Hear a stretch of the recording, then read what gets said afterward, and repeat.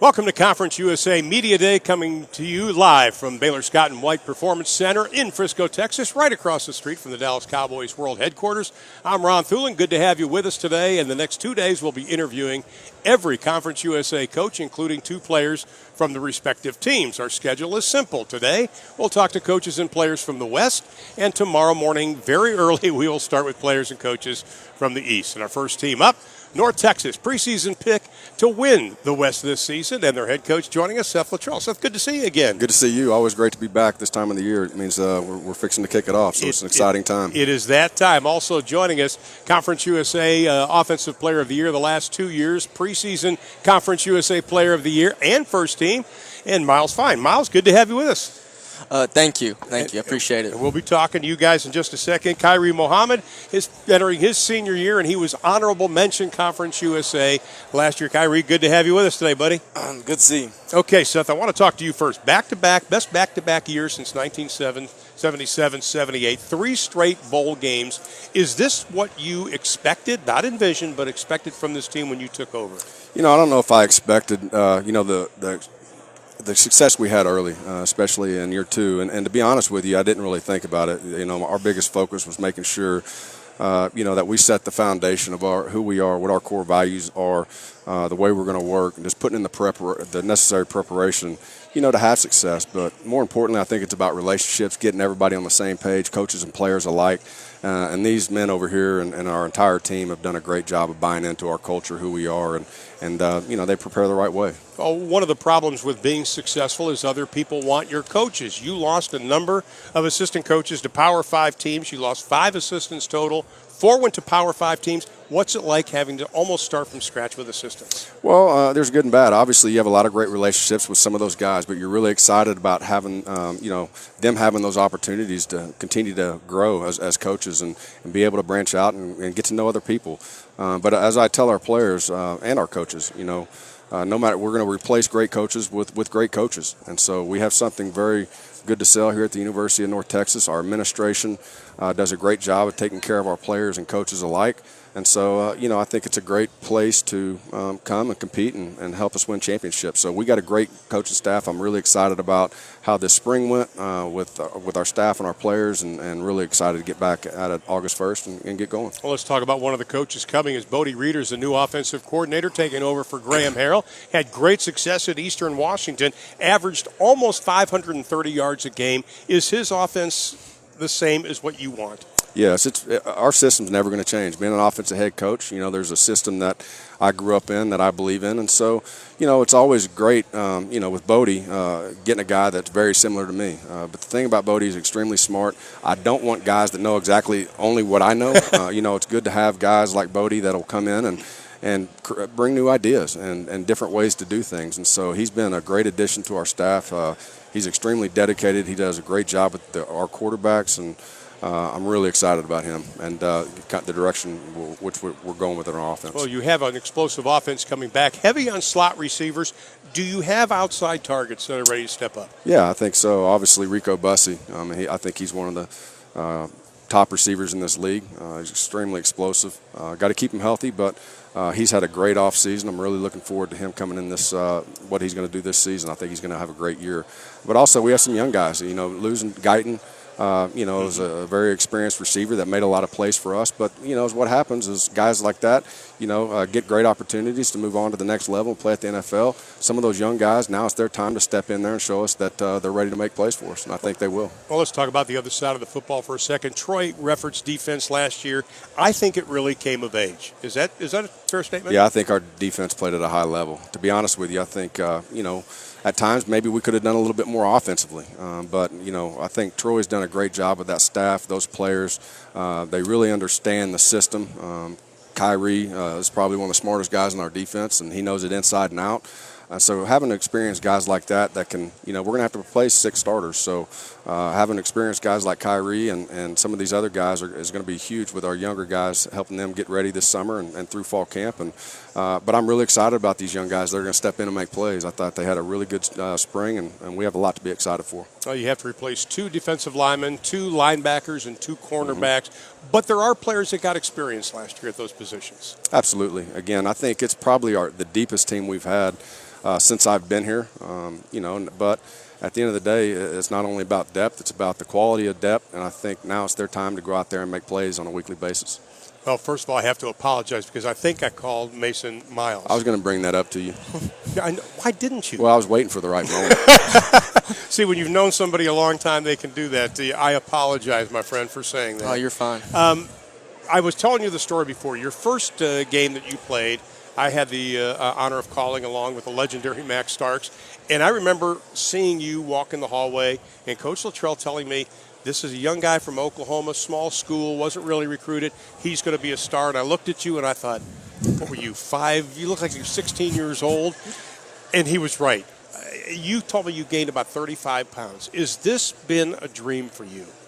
Yeah, it's been a dream ever since Coach Luttrell, gave me that scholarship to come here to play football. That's all I wanted was someone to take a chance, an opportunity on me, and Coach Luttrell was the only person to do that. So right then and there, it was a dream come true. Now, it's worked out better than I ever could expected, but other than that, it has been. He's made my dream come true, and now I'm just kind of returning the favor and every day working hard to be the best player I can be for this team. Now, you told me, I went back and looked at the notes from that game, and you told me then that you had kind of a chip on your shoulder, but you didn't want to play with a chip on your shoulder. But you kind of did, didn't you? Because nobody really recruited you heavily.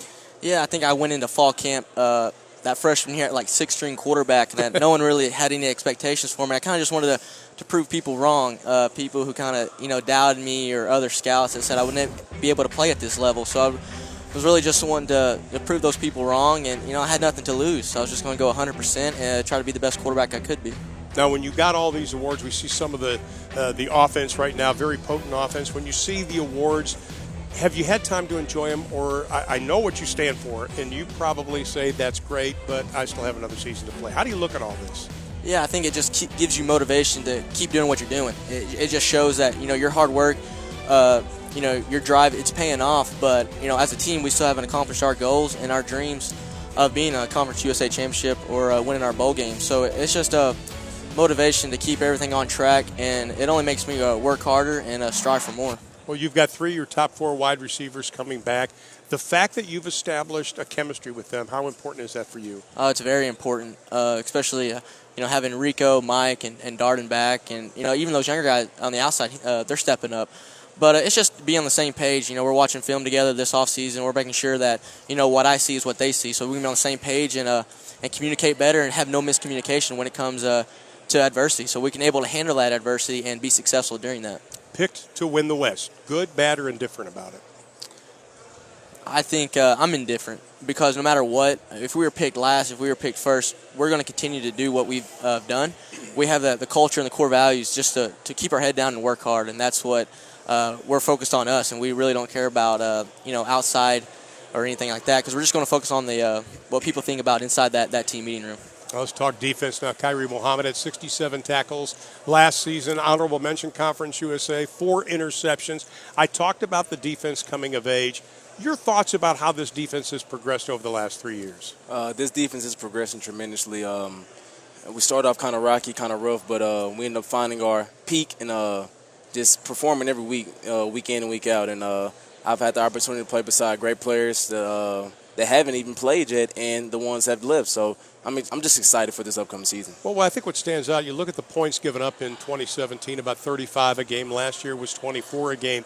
Talk about the sense of pride of this defense now, even though you have to replace 6 starters. I wouldn't say it's going to be hard, replacing 6 starters because we have guys that's been baking throughout the whole the process. It's been guys that's been not starters for 3 years, but it's their time to step up. So I have tremendous confidence in them. I trust them, and I'm ready for the season. 18 interceptions last year for Conference USA's one of the best defenses in North Texas. There's one of them right there. And that was 5th best in the FBS. Take pride in interceptions? That means a lot to us. Interceptions, giving the ball back to Mason Fine and the offense, and just going out there and executing day in, day out. And we will receive a lot of interceptions on Saturday if we do that. Well, here's one of the stats I really liked about your defense, Coach. I want you and Kyrie to talk about that. The defense allowed 4 or more yards on only 40% of the carries. That's 8th best in the FBS. Even though you're a DB, you take pride in stuffing the run, correct? Yes, sir, for a fact. And I just tip my hat off to the D line we had last year, and those leaders, those on those that front seven. I just tip my hat off to them. They did a tremendous job. 26% of runners stuff behind the line. Is that a stat you like to see? The fact that your guys are aggressive enough on run defense. I want to be an aggressive football team, and that's something we've talked as a staff. I want to be aggressive on all three phases. And, Coach Reffitt does a great job of bringing different pressures. Look, at the end of the day, you got to stop the run to be a successful defense. He does a great job of getting guys in positions of different pressures and different fronts. He mixes up very well. There's a reason why I hired Coach Reffitt. I always hated game planning that style of defense, and he's done a great job coming in here and adjusting with these players and coaching them hard. And I think he's doing a great job. I got about a minute and a half, but there's two things I want to touch with you on, and maybe still Kyrie. The fact the targeting rule now is going to be dictated a lot by replay. Do you like that? It's the rule. At the end of the day, we play by the rules, and all we can do is educate our players and make sure. Does it help? The fact that they can look at it now, and yeah, it definitely helps. They can look at it. Look at anytime you can do instant replay and see if it was targeting or not, it helps. But at the end of the day, it doesn't matter what the rules are. They make the rules, and we got to educate our coaching staff and our players to play by those rules. And I really don't get too high or too low on any of them. I think it's something that you just got to adjust to it. Kyrie, you got to be happy though, because it's not so just okay. We got this guy. You're gone now. Now they're going to at least take a look at it. Yes, I like it. Whenever they go back and take a look at it, it'll tell the truth. And as long as we're playing the game right, following by the rules, we'll be okay. We'll be fine. It's great because now you're not a guy who maybe didn't mean to target or wasn't really targeting. Right. He's not going to miss half a game and another half of the next one or whatever. So, they're missing a lot of opportunities when – it's good for him to be able to see it. One quick question, the transfer rules. Do you like them, this portal thing that's going on a lot? We'll see. I don't think there's truly enough information. The transfer portal hasn't really affected us at the University of North Texas for whatever reason. I think we have an unbelievable team that understands our culture, and, I think it's a great family. But I don't think there's been enough information. It'll be interesting to see kind of after this year in the process of kind of how it worked out. Gentlemen, best of luck this year. Congratulations on your success. Thank you. I promise I'll never get your name wrong again. Don't worry about that. I call my wife the wrong name, so if that makes you feel any better, it's always like, what's your name again? Thank you, gentlemen. Really appreciate your time today. Thank you. Coming up next, we'll talk about the Rice Owls. We continue Conference USA Media Day from Frisco, Texas.